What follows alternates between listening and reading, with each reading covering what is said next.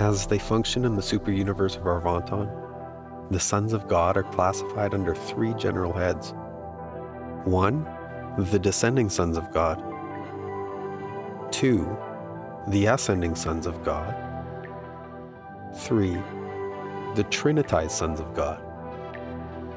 Descending orders of sonship include personalities who are of direct and divine creation. Ascending sons, such as mortal creatures, achieve this status by experiential participation in the creative technique known as evolution. Trinitized sons are a group of composite origin, which includes all beings embraced by the Paradise Trinity, even though not of direct Trinity origin.